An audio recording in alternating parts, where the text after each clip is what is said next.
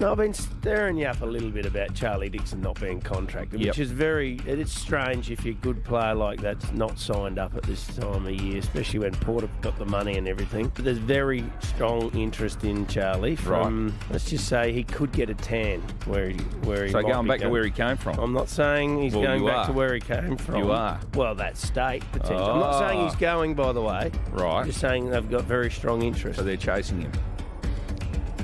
Fascinating. Mark Ricciuto stirring the pot on Charlie Dixon. Kane, what were your thoughts on that when you heard that on radio? Now, I think it's strange for a rival club director to be peddling rumours. Like, if you've got a straight-out fact that you know Charlie Dixon is going, then go ahead, break that story on your radio station. But for the club that he's involved in to be the worst club in maybe 56 years in the AFL, I would have thought they've got enough concerns of their own. And to say that it's strange a good player's not signed up like Charlie Dixon, well, Brad Crouch isn't signed up either. He's their reigning best and fairest winner at the Crows. So if I had any advice for Rue, it would be worrying about getting your club out of the mess at 0-13 and not worrying about spruiking rumours that have done the round since he made those comments this morning. But Kane, he works on breakfast radio. That's his job. I mean, I've been critical of Mark Ricciuto's conflict of interest and several errors he's made along the way, but he's just talking about a story that, to be honest, I'm a bit surprised Charlie Dixon isn't signed up as well. Why isn't he?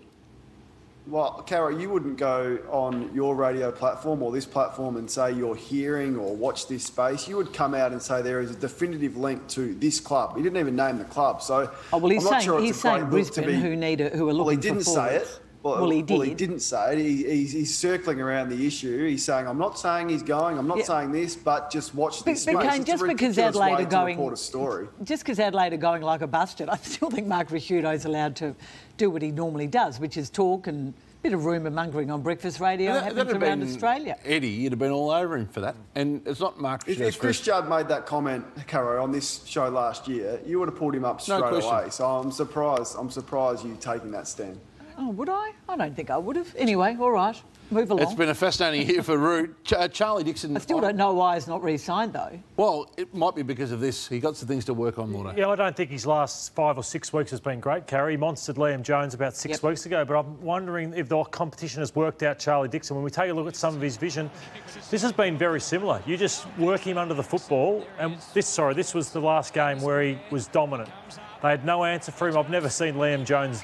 He was treated like an under-18 player on that night, Liam Jones. But this is the latest of how they're playing him. They're just working him under the ball. I'm waiting for Charlie Dixon. He's 29 years of age now, Charlie, and he's had a second best and fairest.